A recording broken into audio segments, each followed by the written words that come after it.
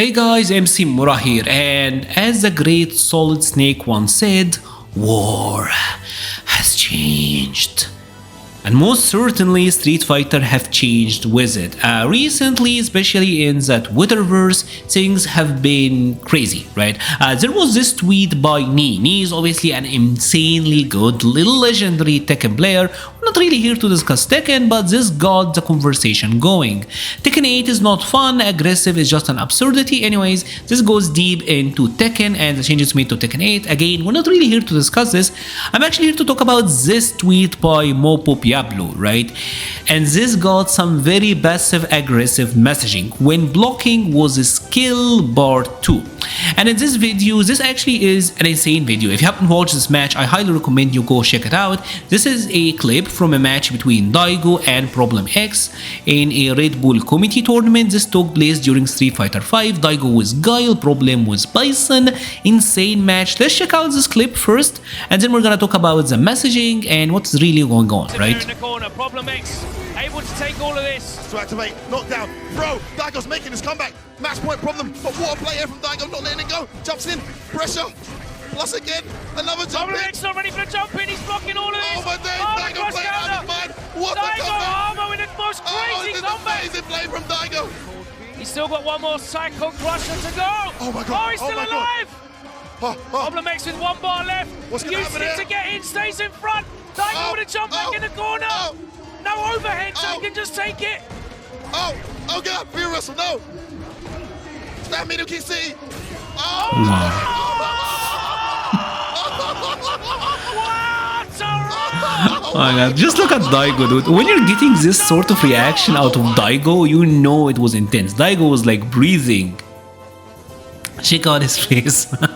That's kind of wild. Anyway, so yes, in this sequence we saw an immense display of skill on defense, especially from both of these players. Obviously at the start, Problem or Bison, like they don't have an invincible reversal per se, so his blocking booms are plus, he got to hold it, he tries to escape, get hit and all that, but that's just fine, he manages to escape.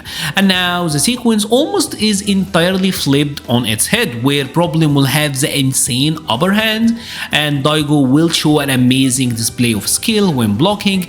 Just the fact that he didn't try to take back his turn, he didn't even try to take the whiff punish, and he kept blocking until he saw an opening, until he got a little bit of meter, and that throw take was actually insane.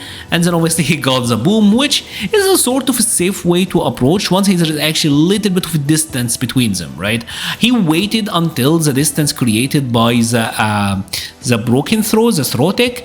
Now there is a little bit of separation, and then he challenged with a boom, which is one of the safest way to check here, right?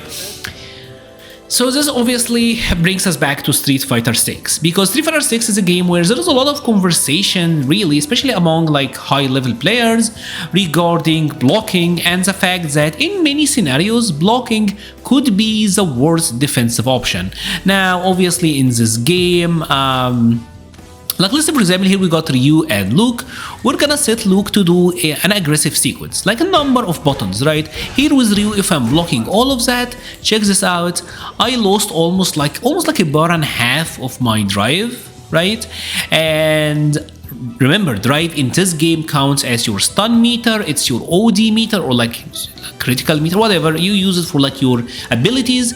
So this means a lot. Like losing 1.5 bars is insane, right? Because being a burnout is just the worst, the risk is absurd, and obviously there is like the drive impacts in the corner and all of that. Now if I happen to just hold the parry button here, which is really like a block button, right, I didn't lose any bar, and the results are the same, right? There is also another benefit to the block button, which is the fact that you don't really have to like block low overhead and all of that. If the opponent does, like for example here Luke, if I'm a little bit closer, this jump I got to block a cross up, but if he's from a distance, I got to block straight. So like there is a little bit of skill here, you have to judge the distance and all of that. But if I got the block button, I'm just holding the parry button and hey, I get to block. So it eliminates some mix-ups, especially right left low overhead, and you don't lose your drive. It sounds amazing, right? And obviously there is always the idea of maybe I'll get the wishful, I'll get the lucky perfect parry, which can really change the tables, right? Here I got a perfect parry, and Luke get wrecked, right? He will lose drive, and obviously I can do like damaging combos and all of that, but you get the idea, right? Perfect parry can certainly turn tables. Right, and there is also the fireball wars, which is actually really big deal as well. Luke, for example, here is gonna throw some fireballs. Here I'm blocking. Check out my separation, and again, almost lost an entire bar of drive. Where if I'm just totally holding the parry button, I don't get pushed back as much, and I don't lose drive. And just like I said, you can always get like the perfect parry on the fireball. And if you do in a situation like Luke's here, for example, I can get a punish on him, right? So these are all situations where it seems like blocking is an awful option, and in many ways it may seem like that on paper, but I do think this is something that Capcom have kinda been intentionally designing, right? I don't think blocking is bad in this game. I think it's a lower risk, lower reward. It's a different direction of blocking. What I mean by that is it does open up different benefits. It's lower risk, but also lower reward. For example, Luke here is gonna do a sequence. He's gonna knock me down, right? And then he's gonna go for crouching medium punch, right? If I try to wake up Parry, that's great, I'm safe and all of that, but there's also another option, which is he's gonna grab me on wake up, right? Now the idea here is if Luke is alternating between these two, there is an option on defense that can get me out, which is delay teching, right? I can delay tech, I can hold back, press the throw button late, and I get to defend against both of this, right? I got the block, and if he went for the throw, I still get to break the throw. Now the thing with parries here is you can't, there is no like delay take parry. See this, he went for the grab and I got punished counter and I lost a lot of drive. So just blocking allow you to get the throw tech, which does actually defend you on wake up. Obviously they can delay their button and all of that, but hey, this is not something that you can do with parries at all. If you're going for the parry, you can't really do anything here. You are free for the grab until you recover. Right, until you recover. So the blocking here is actually a lower risk, lower reward option. Yes, I'm not gonna get the perfect parry.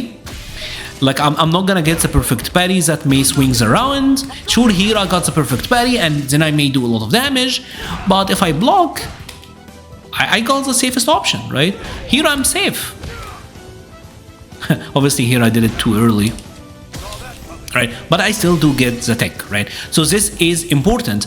Another situation where you have to consider how good blocking may be, right? This is something that we don't talk about enough. Now, notice prior I said that blocking pushes you back more, right? Blocking pushes you back more, which in blocking, it actually could be good. Look, here is gonna do this sequence, right? Right? I happen to block all 4 hits. Crouching jab, do it, Luke, right? Crouching jab, crouching medium, standing medium kick, right? I happen to block all of this if I was holding a parry button because I don't get pushed back as much. But if I'm blocking, see this, because of the increased pushback, the final hit whiffed. This is actually important. Think of it this way, especially like in the mid screen, you are trading the drive meter for more pushback from your opponent, right? So while yes, I do think that there is a little bit of imbalance going on here, especially because the perfect parry like can lead to very rewarding scenarios, but I do think that blocking have a place. Blocking is still the lower risk, lower reward, because I have seen the talks, I have seen the sentiment that blocking is useless in Street Fighter 6, that blocking is not skillful. No, it actually is rewarding. Like, it could be rewarding. There's a lot of scenarios where blocking can actually be better than parrying, like the one I just showed you. And maybe there is more scenarios, but you get the point. What I'm trying to say is blocking absolutely does have a place in this game. I don't really agree with the idea that it's always the worst option, that it is a lower risk, lower reward option. Maybe Capcom designed Street Fighter 6 with the intention that parrying could be more rewarding, that games is a little bit more difficult, they want to make the game like more entry level, so they gave a block button and they made it really good, but I do think blocking is still a fairly powerful option in this game. I would love to hear your thoughts about all of this. What are your thoughts? Do you think that blocking has a place? Do you agree that blocking is like the least rewarding option? Are you more pro mashing when wake up, XDP, all of that? I would love to hear your thoughts about all of this in the comment section below. We'll be leaving a link to the Patreon, Discord, Twitter, and Twitch pages in the description. Thank you so much for watching and stay safe.